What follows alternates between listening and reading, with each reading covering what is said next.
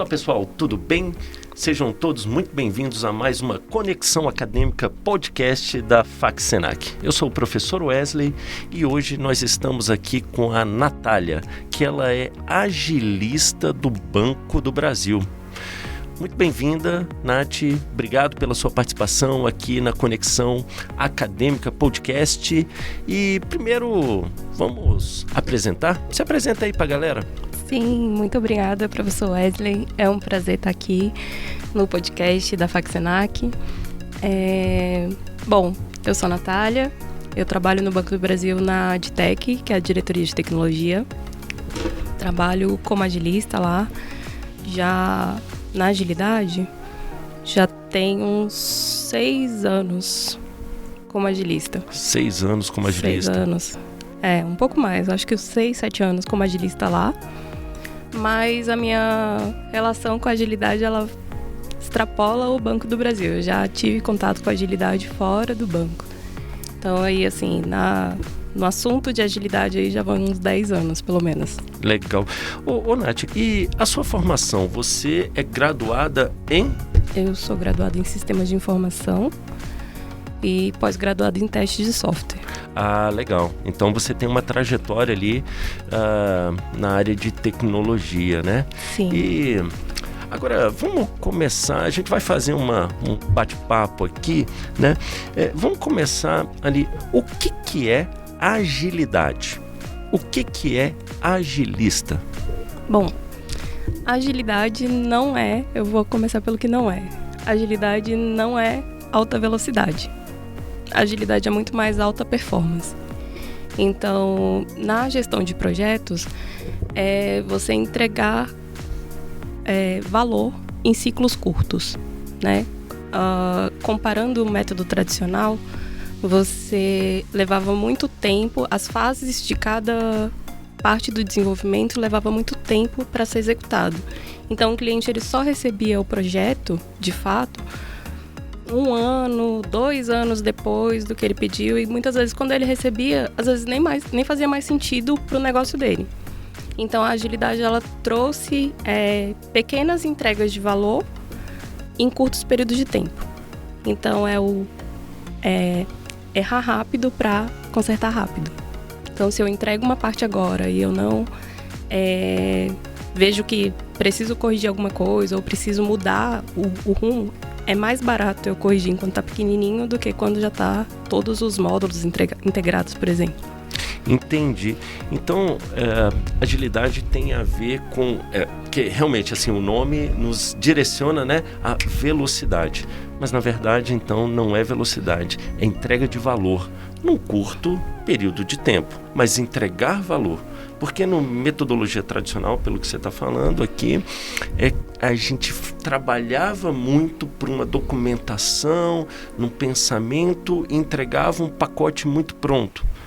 Pesado, difícil de alteração. Já na agilidade, isso é diferente. Sim, tanto que se você pegar os princípios do Manifesto Ágil, tem um que ele fala assim, software em funcionamento é mais importante que documentação abrangente. Então, é mais importante eu entregar, o cliente ele quer o software, ele não quer, muitas vezes ele nem quer saber muito da documentação. Ela é necessária, ela é importante e ela precisa existir. Na agilidade também a gente tem documentação. Mas ela tem uma forma de escrita e um nível de detalhe que é mais fluido e mais prático para o dia a dia e o cliente ele vai receber o produto que ele quer num espaço de tempo muito menor. Entendi. E aí, assim, a questão do agilista, né? Você me perguntou o que é agilidade e o que é o agilista. O agilista é a pessoa que domina o conhecimento de frameworks como Scrum, como Kanban, XP, Lean, né, que são aí, vamos colocar assim os top 4 aí do mercado. É a pessoa que domina o conhecimento desses frameworks, que vai trazer para o grupo de trabalho, lá para o time, né, geralmente os grupos de desenvolvimento, né, a gente chama de time, então ele vai trazer para os times ele vai fazer a condução desses times, a gestão desses times, vai fazer a organização e vai fazer com que essas entregas de fato aconteçam nos períodos determinados nos ciclos, né? Sprints, por exemplo. Quando a gente fala de Scrum, a gente tem sprints. Então vai fazer com que eles sejam entregues, vai ajudar o time a conseguir fazer a entrega de valor de fato. Legal, legal. Olha, você tem uma trajetória grande ali, né? Pelo que eu vi, de sistema de informação, teste de software, que são formações super importantes, né? Mas você também tem formações, assim, na área de alguma certificação? É possível, alguma dica para a galera, no sentido de que é possível tirar certificações nessa área? É super. Para cada framework, eles têm certificações específicas, assim, né? Tem certificações famosas. Eu tenho certificação tanto Scrum, Kanban, Gestão 3.0. Então, eu tenho algumas certificações dessas metodologias. Tem certificações que eles falam mais... PSM para Professional Scrum Master, por exemplo. KMP, que é a junção de duas formações, que é a KSD e a KSI no Kanban, né? Para você fazer a gestão do framework mesmo. E aí elas vão derivando, vão encaminhando, na verdade, para outras certificações e outras, é como se fossem especializações na parte de agilidade, né? No mercado de TI, como um todo, as disciplinas, elas têm várias certificações. Então, bem como para desenvolvimento Java, por exemplo, né? Existe uma série de certificações, para agilidade também tem. Legal. Dessas todas, assim, por onde eles começam? Por qual certificação eles podem começar, talvez ali para iniciar essa trajetória de gestão de projetos na metodologia ágil? Pensando em mercado, a KMP para Kanban é uma certificação básica, sim. E a PSM 1 é uma certificação básica pensando em mercado Scrum Kanban. E aí a Management Trio, que seria a parte de gestão. Essas, para mim, assim, a nível de mercado, elas são as mais básicas e as visadas mesmo, assim, que chamam a atenção. Legal, muito bom. Você falou a palavrinha que chama sempre muita atenção, principalmente na academia, que a nossa pegada aqui é de levar realmente o conhecimento técnico, fazer um híbrido, né? Trazer o mercado para dentro, levar os estudantes para fora. Então, a gente está nessa pegada muito forte de mercado de trabalho. Falando em mercado de trabalho, tem espaço para novos agilistas no mercado? Tem, sempre tem. Porque, como eu posso dizer, esse papel, o agilista, ele é uma liderança, só que não é uma liderança de título, assim, não é como um gerente. É liderança servidora. Então, eu não tenho hierarquia sobre os meus colegas, por exemplo, mas a posição, né, que eu acabo assumindo, ela me faz uma líder ali daquele time. Então, eu ajudo colocando no dia a dia, assim.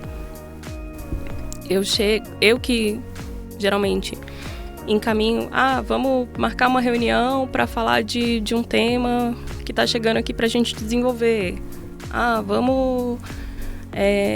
Aí a reunião começa, então eu que fico na facilitação da reunião. Então, eu vejo fico prestando atenção se o tema da reunião ainda está fazendo sentido, se o pessoal está indo para outro caminho, se está desvirtuando o tempo. É muito importante a questão do tempo na agilidade. A gente fala muito de time box, né? Tanto time box de reunião, time box de sprint.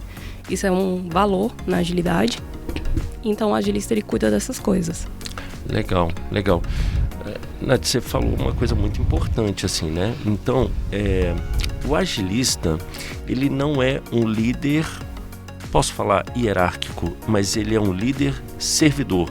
É uma pessoa que, além de organizar algumas coisas lá numa sprint, ou enfim, no projeto como um todo, mas ele provoca essas facilidades, né, para que o desenvolvimento aconteça e que para você entregue valor ao final ali de uma sprint. Seria por esse lado? Seria assim. A gente fala assim, que o papel do agilista dentro do time é conduzir essa questão das reuniões, pensar que sou eu que detenho o maior conhecimento do framework, né, via de regra, em frente a desenvolvedores, gerentes, POs, né, que são gestores. Sou eu que detenho o maior conhecimento do framework, seja Scrum, seja Kanban, seja qualquer um que eu estiver usando. Então, eu que sei, mais ou menos, quanto tempo deveria durar essa reunião, como que essa reunião precisa acontecer, quais são os passos dessa reunião. Então, fazer a organização disso. Um outro papel muito importante do agilista, em qualquer framework, é ajudar na remoção de impedimento. O que isso quer dizer? Isso não quer dizer que quando o desenvolvedor ele se deparar com uma dificuldade aqui, ele não vai fazer nada e ele vai me chamar. Não. O primeiro passo, quando a gente tem um impedimento, né, na vida real, por exemplo, sei lá, o ambiente de desenvolvimento ficou fora do ar. Então, a gente tem protocolos dentro das empresas, abrir um ticket para o suporte, alguma coisa assim. Essa atitude de abrir um ticket para o suporte, por exemplo, ela é um papel do desenvolvedor. Então, o desenvolvedor tem a primeira ação de ir lá e abrir o ticket para o suporte. O que ele vai me fazer para mim, ele vai me chamar e falar, Nath, olha, eu abri um ticket porque o ambiente está fora e tal, o ticket é esse. Então, eu vou acompanhar e aí eu vou ficar no pé para poder resolver aquilo ali. Eu vou tentar agilizar a resolução daquele problema. Mas não é quando a pessoa se depara com uma dificuldade e ela me aciona de imediato. Pode acontecer? Pode, mas o princípio da agilidade também é a auto-organização dos times. Então, o agilista não é não faz o papel de babá dos times, não fica cuidando a ponto de... Não faz um micromanagement, né? Não, de forma alguma. Ele gerencia, ele orquestra, né, o time, né? A função é empoderar. Então, assim, eu empodero todo mundo do meu time. O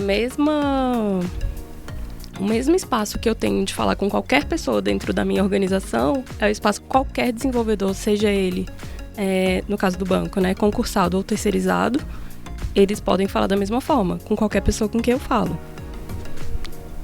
Entendi. Então, isso é empoderar, né? Confiar. Então, assim, confiança, você empoderar o time, você ter confiança no seu time, você ser transparente. Olha, a gente está com esse problema aqui, a solução que foi apresentada pra gente é essa, estamos aguardando X, ao invés de ficar inventando alguma desculpa ou ficar poupando o time de alguma informação. O que eu sempre falo para eles a gente precisa ter uma comunicação clara, transparente e tranquila entre a gente, para que, se algum gestor vier me perguntar alguma coisa, a minha resposta seja a mesma que a sua. Perfeito. Agora, essa história de agilidade, metodologias ágeis, né? Frameworks de trabalhos ágeis, tudo isso surgiu lá atrás, né? Foi o Manifesto Ágil, foi isso? Surgiu, na verdade, se eu não me engano, surgiu mais ou menos nos anos 90. Começou a se falar de agilidade. O método Kanban ele nem vem assim como método ágil, né? Assim, foi adotado bem depois, né? Nesse universo da agilidade. E porque ele era um sistema, na verdade, sistema Kanban, que é lá Toyota, enfim. Tem uma história aí, né? Tem. E aí nos anos 2000, mais ou menos, veio nos anos 2000 e pouquinho, teve o Manifesto Ágil, que se eu não me engano, 4 pessoas se reuniram e colocaram os princípios, que são 4 princípios básicos, de tudo que é agilidade, independente do framework, é para ser guiado conforme o manifesto. E só que aí, por exemplo, só uns 10 anos depois, mais ou menos, é que veio o boom de agilidade que todo mundo começou, o ágil é bom, vamos usar e tal. Que foi até um momento, assim, que eu trabalhava. Eu já trabalhava na área de TI antes de me formar na graduação. E quando eu fiz a minha especialização, eu trabalhava na área de teste. Então, até por isso, eu fiz a pós-graduação em teste de software. Aí eu trabalhava com teste. E aí, na época, passei num concurso. Comecei a trabalhar na área de teste. Mas aí para área pública, estava começando o boom de agilidade no setor público. Interessante. Então, a gente tinha métodos tradicionais e aí estavam começando a formar as equipes na parte de métodos ágeis, times ágeis. E aí eu tinha uma experiência de mercado com requisito, porque eu trabalhava na parte de teste, mas eu dava uma flertada, assim, pedia para o gestor, né, no caso, eu queria aprender sobre gestão de projeto, queria aprender sobre requisitos, negócios, né, mapeamento de negócios. E aí eu fui aprendendo, assim, tive experiências nessas áreas que me ajudaram muito a entender quando veio a agilidade. E aí no órgão que eu estava, na autarquia que eu trabalhava, a gente começou a trabalhar com métodos ágeis lá, começou a implantar agilidade, escrevemos o plano de desenvolvimento de tecnologia baseado em agilidade, porque o anterior era baseado em sistemas tradicionais. Então eu participei com eles da definição do novo plano de desenvolvimento, né? Para quem não sabe, o plano de desenvolvimento praticamente todas as empresas têm, que é como se fosse um guia de como a empresa, o que a empresa usa para entregar um software. Então, assim, quais são os passos e tal, quais são as disciplinas. E aí, no caso dessa empresa, eu ajudei eles a definir a parte de agilidade. Legal. E comecei a caminhar nisso, né? Foi um dos meus primeiros contatos com o método ágil, já foi nesse órgão. Quando eu fui para o Banco do Brasil, então, eu já conhecia agilidade, já trabalhava. Comecei na tecnologia lá, não com agilidade direta, trabalhava com outro negócio. E fui chamada, e quando começou o boom da agilidade no Banco do Brasil, eu também estava lá. Então, eu me interessei, pedi para o meu gerente uma oportunidade e comecei a caminhar na parte de projetos ágeis lá e estou desde então. Legal. Então, assim, fazendo um breve resumo ali da tua trajetória. Sistemas de informação, depois você tem uma pós-graduação em testes, depois você ingressa na área de tecnologia como teste, depois você começa a entender, não é essa parte não, vamos lá, desenvolve isso para mim então. Não, primeiro eu iniciei a graduação em TI. Em paralelo a isso, eu já comecei a trabalhar na área de TI. Ok. Tá na área de teste. Então, termino a graduação, começo a pós trabalhando como teste, né? Como analista de teste. Então, eu fiz a pós focada em teste de software. E depois que eu termino meados dessa pós-graduação em teste, eu começo a migrar para a carreira de agilidade. Perfeito, que foi quando você falou que ficava de olho ali, né? Poxa, eu quero me envolver com essa parte de gestão de projetos, e aí você começou essa trajetória de migração. Isso, fiz essa transição de carreira. Muito legal, muito legal. E no meio disso tudo, onde que ficaram as suas certificações? Em que momento você começou a olhar para a certificação de uma maneira mais carinhosa e falar, olha, isso aqui também é importante para mim? Assim, eu tenho uma visão que a certificação ela é título, né? Ela é um título que ela te habilita no mercado. As pessoas olham para o teu currículo e vê que você tem determinado título, então elas partem do pressuposto que você conhece alguma coisa daquilo ali. Maravilha. Então, como eu era concursada, como eu sou concursada desde jovem, dentro do banco, a questão da certificação não era, em princípio, um pré-requisito. Então, não era uma coisa que eu corria atrás, não. no começo. Né, vou trabalhar aqui, eu queria muito mais mão na massa, queria muito mais saber mesmo trabalhar com aquilo ali do que ter um título que dizia que eu sabia alguma coisa do assunto. Então eu não me preocupei em princípio, mas aí quando você começa a olhar para a carreira, começa a olhar também para a competitividade no mercado, ver que o seu posicionamento, apesar do banco, né, ser uma economia mista, a gente está no mercado. Okay. E enquanto profissional a gente precisa também se posicionar competitivo no mercado. Legal. E se os meus colegas agilistas de mercado, eles têm títulos, eu também preciso ter. E foi aí que eu comecei a correr atrás. Poxa, eu já conheço, então eu vou ali e vou tirar uma certificação. Porque eu acho que esse é o caminho saudável. Não é eu estudar para tirar uma certificação para depois aprender a trabalhar naquele assunto. Poxa, eu trabalho nesse assunto, trabalho bem. Eu vou ali pegar um título que vai só... Te atesta. Fazer um cheque que eu trabalho realmente bem naquilo ali. Legal. E pode ser também uma forma de você conhecer um pouco mais aquela competência, enfim, né? Natália, deixa eu te perguntar, assim, hoje nós temos alguns frameworks de trabalho, né, para que você possa conhecer, para que os estudantes possam conhecer e que vai tornar possível, né, olhar para essa profissão, né, de agilista, no qual você já falou que tem um mercado aberto ali, que é possível o ingresso, né? Quais são os principais frameworks hoje que nós temos para trabalho, né, com agilidade? Hoje, os principais frameworks hoje utilizados são Scrum, Kanban, o Scrumban aí, que é um mix dos dois, que é bem comum. Tem o XP e o Lean. Eu acho, assim, na minha vivência lá no banco, né, a gente usa majoritariamente Scrum e Kanban. E o Scrumban, assim, a gente usa bastante.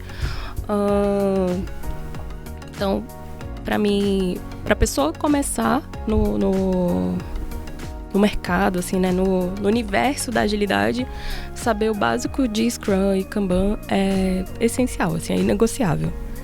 Depois, a gente, assim, quando a gente vai crescendo em maturidade, a gente vai falando de escalabilidade, né, e a escalabilidade desses frameworks, por exemplo, aí a gente vai ter o SAFe, vai ter o Nexus, vão ter outros frameworks que aí vão falar de um ágil escalado, de times dos times, tipo Scrum dos Scrum, sabe? O SAFe é mais ou menos isso. Legal. Nath, agora, qual que é a diferença entre Scrum e Kanban? Scrum e Kanban. Bom, a diferença é que o Scrum, ele é um tanto mais amarrado no ciclo do desenvolvimento. Então eu tenho um ciclo mais restrito ali. Sendo que o Kanban, ele é um sistema e a gente fala que ele é puxado. Então, quando eu tenho um projeto muito certinho ali, muito mais amarradinho, faz muito mais sentido eu usar o Scrum, do que o Kanban. O Kanban é quando eu tenho demandas que elas chegam, né, fora do... Porque o Scrum eu tenho a reunião de planejamento, a reunião de, né, retrospectiva e a reunião de revisão. E o Scrum ele não tem essa reunião de planejamento. Por exemplo, para minha sprint, para o meu ciclo, que é uma quinzena, eu tenho que planejar no Scrum toda a quinzena. No Kanban, não. No Kanban, eu deixo as coisas preparadas e eu vou puxando. A ideia é que eu libere o fluxo. Entendi. E assim, na prática, né? Como é que funciona essa questão assim de backlog? Como é que funciona a questão da equipe? Como é que é o dia a dia? Como é que as demandas chegam? Enfim, conta aí um pouquinho do dia a dia de um agilista. Na prática, como que acontece? Geralmente a gente, pensando assim, você tem a oportunidade tanto de chegar em um time que está se estruturando, quanto chegar em um time que já está em andamento. E aí você tem que ter... Primeiro você tem que ter muito jogo de cintura para você saber o que é que você vai usar em cada time. Então, um time novo, ele demanda um esforço maior do agilista, um pouquinho de controle a mais, assim, para poder colocar, né, indicar a trilha, né? Não é colocar nos trilhos, mas indicar a trilha para seguir. E times em andamento, por exemplo, pegando, né, que é o mais comum, acho que, sei lá, 85% das vezes você vai entrar num time que já está em andamento. E aí, esse time que está em andamento, o que acontece? A demanda, ela chega, tem a área de negócio, e aí eles fazem as reuniões deles lá e eles têm uma demanda. Então, eles vão chegar para a gente cadastra todos os itens que a gente chama de história de usuário.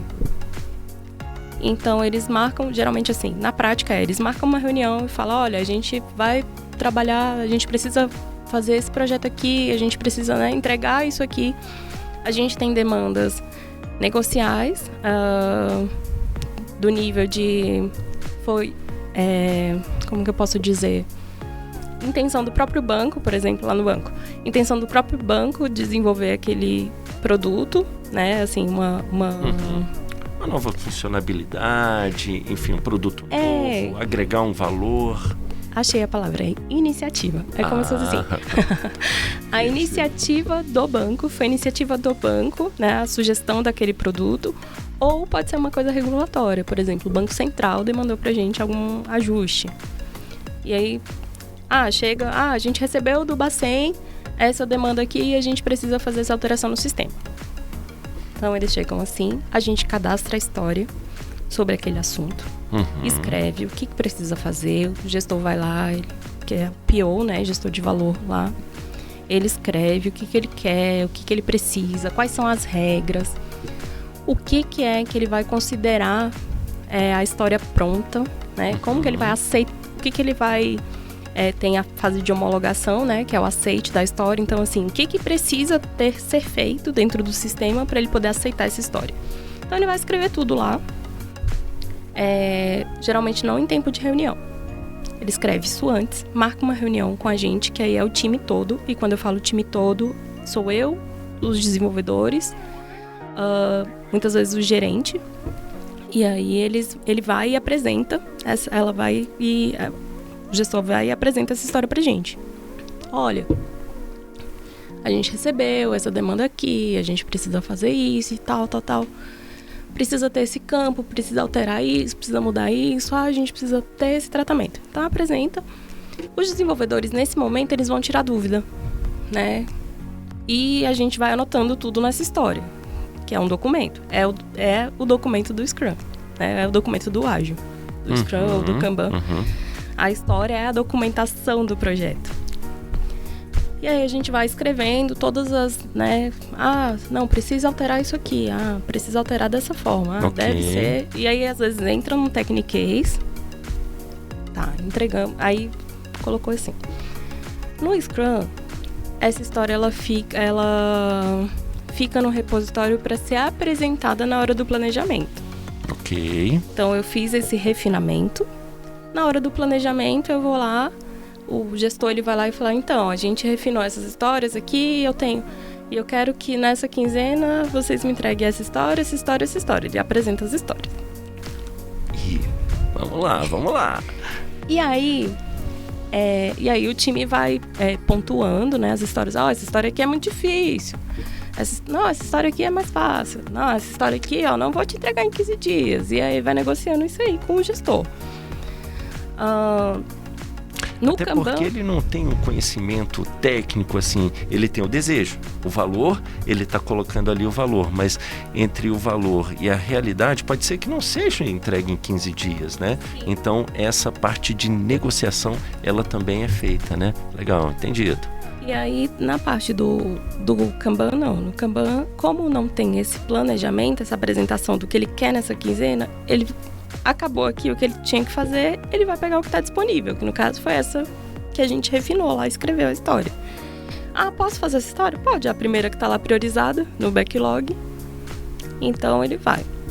Então, a história começa, o desenvolvimento, tem o teste, terminou o teste, vai para homologação, faz a homologação, a gente tem os processos administrativos até a baixa na produção. Esse, grosseiramente, é o ciclo de vida de uma história e como ela acontece na prática. Legal. Assim, e durante a história, depois, assim, existem métricas para você mensurar a qualidade, enfim, agilidade, tempo. O agilista, ele também tem que se preocupar com isso? Demais. Eu acho que esse é o ponto principal que o agilista tem que se preocupar com essas métricas. Porque as métricas, eu falo sempre lá no banco, que as métricas são uma fotografia do time. Então, seja como for, a gente tem que bater uma primeira foto. A gente tem que tirar a foto do ângulo que a gente tiver. E aí, foto é sempre assim. A gente tira a foto e hoje em dia a gente fala assim, deixa eu ver. Ah, não, tirou outra. Não fiquei bem nessa, não. Pisquei e tal. Então, a métrica, ela é uma fotografia e ela precisa ser apresentada para o time saber se corrigir também. Uhum. As métricas mais comuns que a gente usa é lead time, cycle time, throughput e o WIP. O que é cada uma? Lead time é o tempo que a história leva desde o momento da criação, então desde o momento do registro até ela ser concluída lá na produção. Legal. Então ela passou por todo o ciclo de vida. O cycle time, ele é mais específico e ele é a partir do momento que a história entrou em desenvolvimento até ela ser concluída. Então, o tempo de backlog e de preparação, por exemplo, ela é descontado. Uhum. E esse tempo aqui, o cycle time, eu ainda trago um recorte, né? Que eu acho que ele é muito importante para o agilista. Ele é uma informação de ouro para o agilista, porque a gente sempre é perguntado assim, em quanto tempo você me entrega uma história?